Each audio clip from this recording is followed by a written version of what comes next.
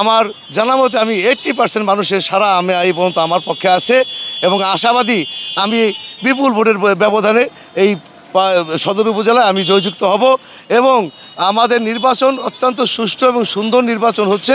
ইভিএমের vote আমরা প্রত্যেকের ভোটারদের দ্বারে আমরা ঘুরছি, আমরা যাচ্ছি এবং মানুষের সাড়া আছে এবং আমরা এই পর্যন্ত আমার জানা মতে আমাদের কোনো প্রার্থী 3 জন প্রার্থী মাঠে আছে, কারোর সাথে আমাদের কোনো বৈরুতা নাই।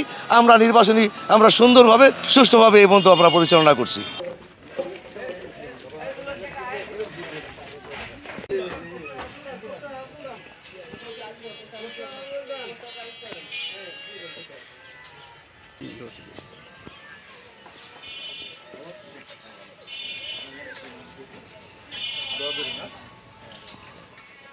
এবারে হুন্ডা স্লোগান লা মোটরসাইকেল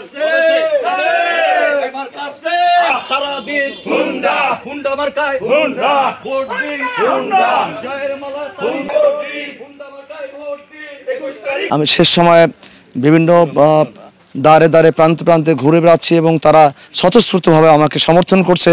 আমি নুরুল আমিন কোতোয়াল মোটরসাইকেল মার্কা নিয়ে ভোট প্রার্থনা করছি মানুষের কাছে এবং মানুষ আমাকে প্রচুর সমর্থন করছে।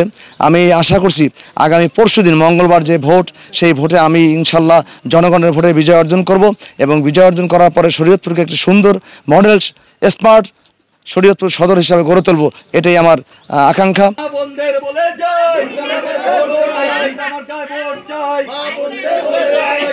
21 তারিখে আমাদের উপজেলা পরিষদ 6ষ্ঠ উপজেলা পরিষদ নির্বাচনের দ্বিতীয় ধাপে আমাদের শরীয়তপুর জেলার জাজিরা এবং সদরের উপজেলা পরিষদ নির্বাচন অনুষ্ঠিত হবে।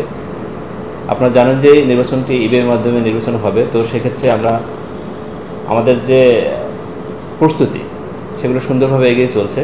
আশা করি আগামী 21 তারিখে সুষ্ঠু শান্তিপূর্ণ এবং নিরপেক্ষ নির্বাচন হবে এবং আমরা শরীয়তপুর সদর এবং জাজিরাবাসীকে একটি নিরপেক্ষ সুন্দর নির্বাচন করে দিতে পারব।